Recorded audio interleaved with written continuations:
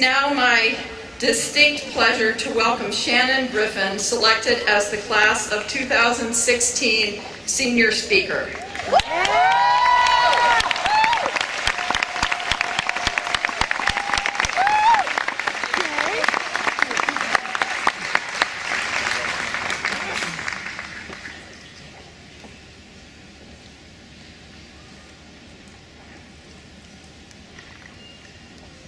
Take your time, honey.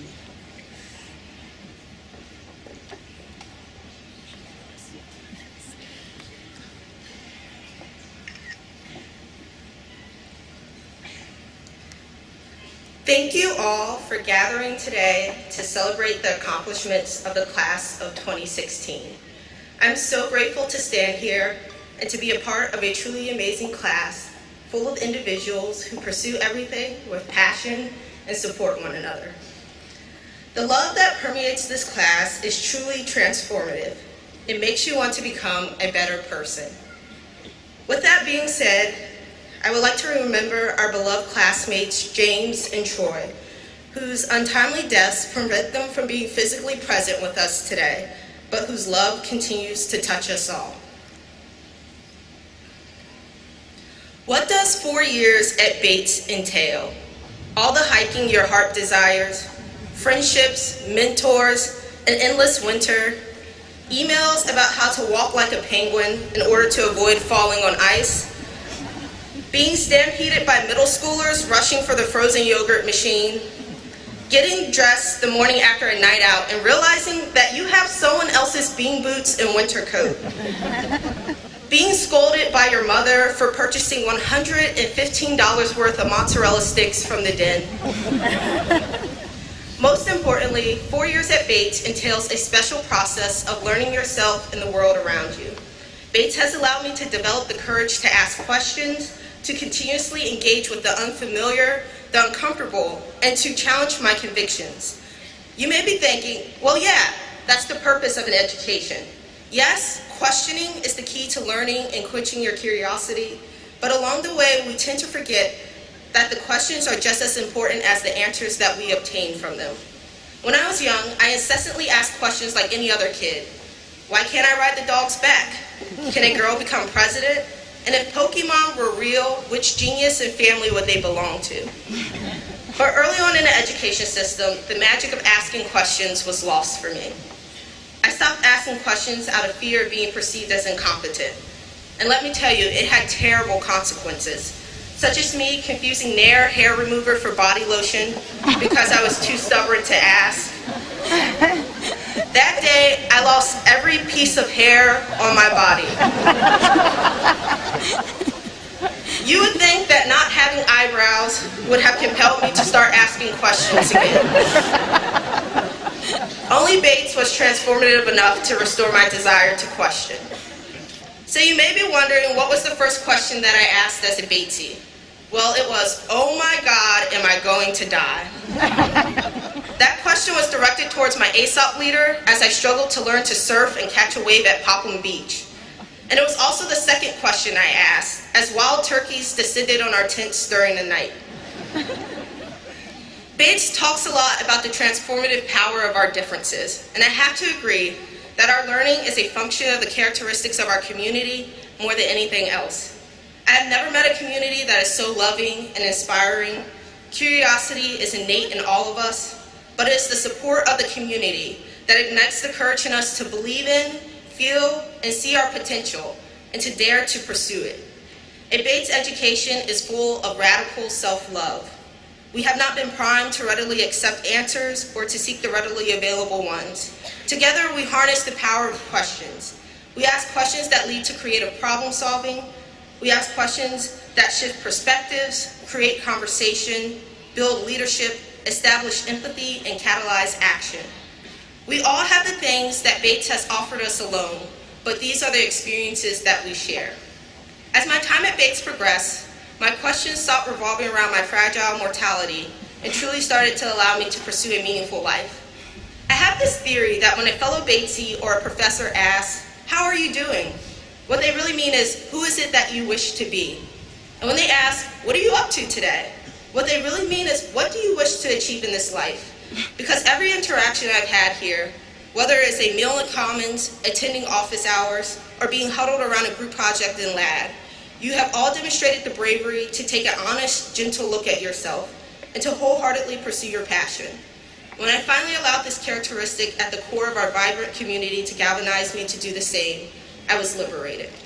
In December, on the way back from the World Universities Debate Championship, a unique opportunity provided by my experience at Bates, I found myself venturing to Ramallah in the West Bank with my dear friend and classmate Sasha to learn more about Israel and Palestine. As I sat across from Palestinian university students, I used the courage Bates instilled in me to ask, what else could the right to education mean? I had always had the privilege of the myopic view of education as a form of individual empowerment or the path to employment. A young woman leaned over and said, education is a part of resistance in Palestine as we see it. It is easy to forget that there are a multitude of definitions for the things that we hold dear.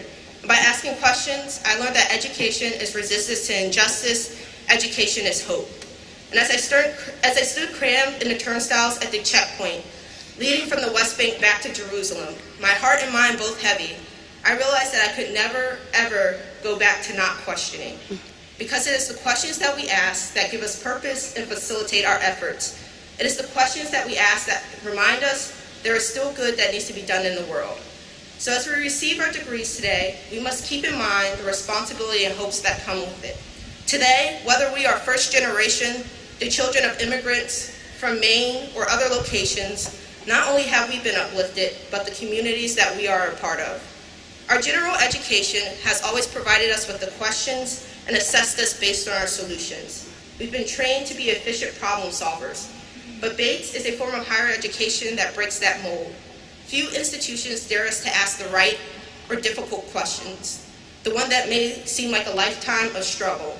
Bates has provided all of you and me with powerful tools, knowledge and faith. Knowledge has made us proficient in our specialized fields, but the tapestry of faith woven by our relationship here spurs us to understand and act.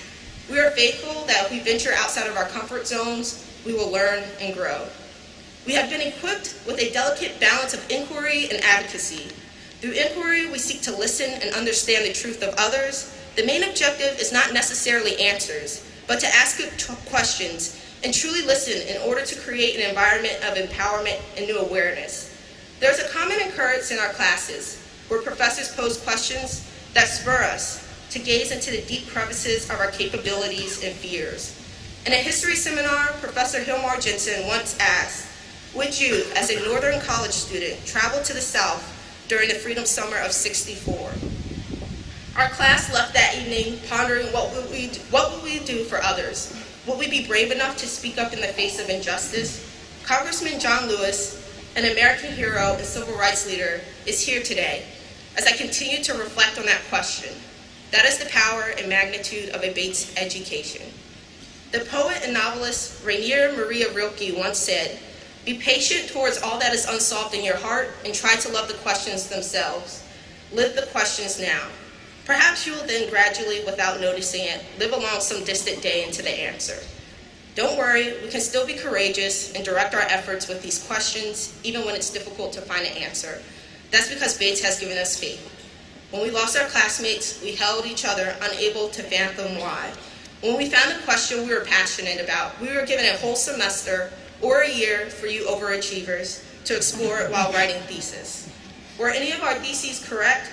Who knows? However, we all know it took a lot of faith and Commons coffee to get through that process. Where will I be in 10 years? I don't know, but what gives me the ability to be fearless as I am ushered into tomorrow is my confidence in each and every one of you to do something meaningful and to continue to pose questions. Remember, questions are the language of faith. Benjamin E. May's wise words lie at the heart of Bates. It isn't a disgrace not to reach the stars, but it is a disgrace to have no stars to reach for.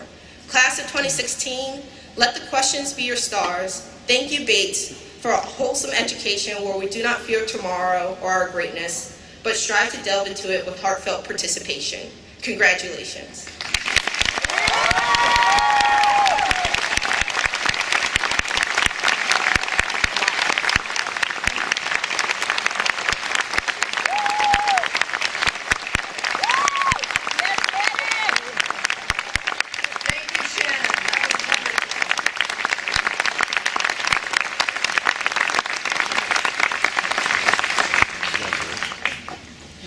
We are joined today by 4 extraordinary individuals with whom our graduates will share the distinction of a Bates degree.